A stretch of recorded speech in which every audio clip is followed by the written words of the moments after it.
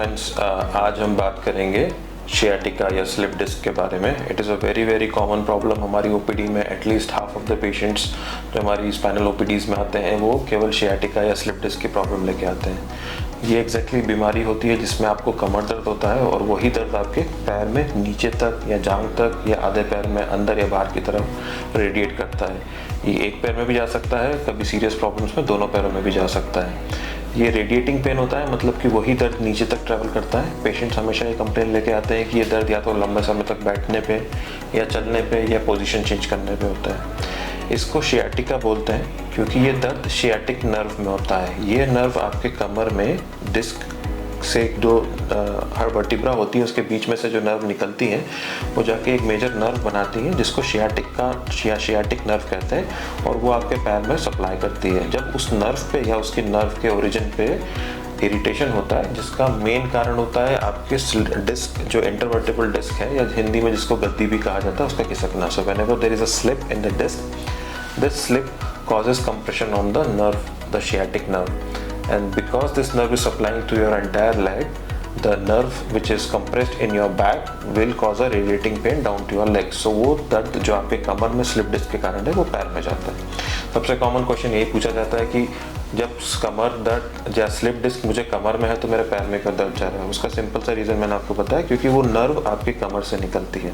तो इस मॉडल के द्वारा मैं आपको समझा सकता हूँ। ये जो आपकी वर्टिब्रास हैं, हड्डियां हैं, हड्डियों के बीच में आपको एक जेली लाइक मटेरियल मिलता है, वो हम सब में होता है। ये सारी बोन्स में होता है जो हमारी स्पाइन को स्प्रिंग के मैकेनिज्म या शॉक एब्जॉर्बिंग का काम करता है। इसको डिस्क कहा जाता है ना। किसी भी कारण से ट्रॉमा हो, इंजरी हो, भारी वजन उठा लिया या एज रिलेटेड प्रॉब्लम्स के कारण ये जब डिस्क अंदर की तरफ स्लिप हो जाती है तो ये जो नर्व आपके पैरों तक जा रही है ये दबने लगती है। जब ये दबने लगती है तो नर्व में इरिटेशन होता है। This nerve which is going all the way to your leg becomes irritated, swollen, inflamed, ये सूज जाती है और यही दर्द आपके नीचे पैर तक जाता है। इसको शियाटिका बोला जाता है। अब इसके ट्रीटमेंट ऑप्शंस क्या क्या हैं? इसका ट्रीटमेंट ऑप्शन सबसे पहले तो मरीज़ के डिवाइड कर सकते हैं हम कि मरीज़ के खुद के फैक्टर्स क्या क्या है। जो जैसे वज़न आपका ज़्यादा है वो कम करना है, आपकी लाइफस्टाइल अगर ऐसी है कि आप कॉन्स्टेंटली ज़मीन पे बैठते हैं या पलंग पे बैठ के करते हैं, वर्क फ्रॉम होम कल्चर है, आपकी कुर्सी की बैठक सही नहीं है या आप फ्रिक्वेंटली आगे झुकते हैं, भारी वज़न उठाते हैं, तो इन सब चीज़ों में लाइफस्टाइल मॉडिफिकेशन सबसे पहला पार्ट। दूसरा पार्ट आता है मेडिसिन्स का। मेडिसिन्स जो है वो क्योंकि मसल में स्पाज्म है, नर्व सूजी हुई है, नर्व में कंप्रेशन है, तो ऐसे में हम स्पेशल पेन किलर्स और स्पेशल मेडिसिन्स का फ्रीक्वेंट ट्रीटमेंट, शॉर्ट कोर्स का ट्रीटमेंट देते हैं और साथ में फिजियोथेरेपी एडवाइस की जाती है। स्पेशल फिजियोथेरेपी के साथ में which includes exercises, sometimes machines भी यूज़ होती हैं, टेंस यूज़ होता है। Most of the time patient is able to control the pain with some precautions. Now इसके बाद में आता है रोल सर्जरी का।